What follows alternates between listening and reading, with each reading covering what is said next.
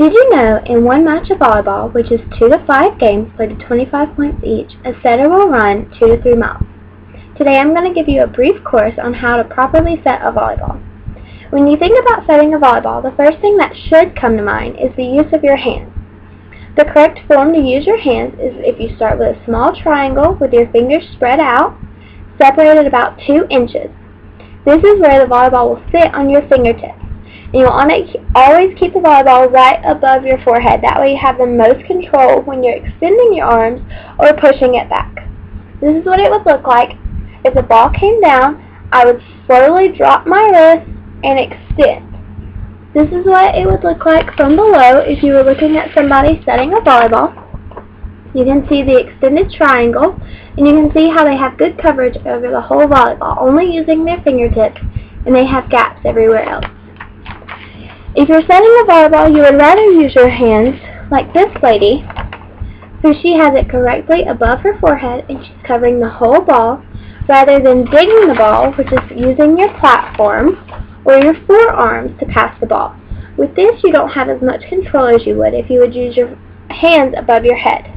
This is why a lot of setters do whatever it takes to get right below the ball. Some of them pass from almost to their knees, and some pass from their knees. This is so they can have more control and their hitters can be more accurate. A setter can play 2 positions on the court. If they're playing front row, which this would be right front, then they play right here, and their right shoulder is parallel to the net. So this way they have their middle hitter and their outside hitter in front of them. This gives them only 2 people to set. But if the setter is back row, in right back, which is where all setters will be positioned, then they have to run up right back to where their right shoulder is parallel to the net, and they're in between the right side hitter and the middle hitter. With this, they have the middle hitter and the outside hitter to set in front of them, and the right side hitter to set behind them. Another main part of setting, other than using your hands and being strong, is the use of your legs. I'm going to show you. You take a left step, a right step, and then you push. So with this, if the ball was coming to me, I would go left, right, and push. This is used when you're setting outside or right back. If you're setting right side, you're going to push backwards when the ball comes to you. And when you're using your legs, you always want to bend them. So when the ball's coming to me, I get under it and I'm positioned under it, take a left, a right, and I push it forward. I'm going to set it back. I'm going to do the same thing, a left, a right, and throw my hips forward.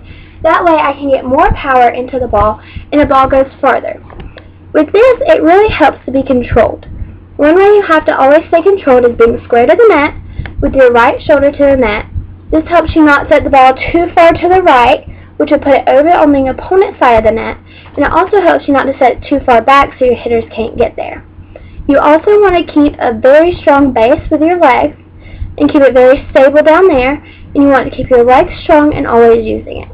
I hope this has helped you learn to become a better setter, and next time your friends ask you to play, I hope you gladly accept and you take the challenge of becoming the biggest player on the court, the setter.